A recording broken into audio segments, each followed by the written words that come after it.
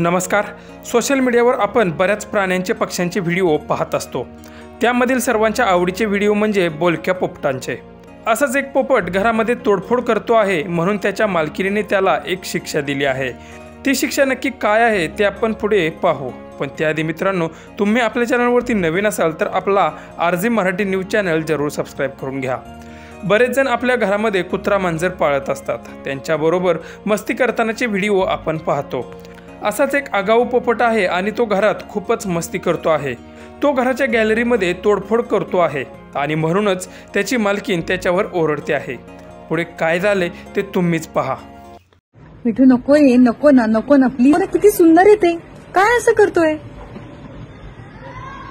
किती डांबरट असली तू. खपट काय तुला दोन एवढी शक्ती लावायची काही गरज आहे का?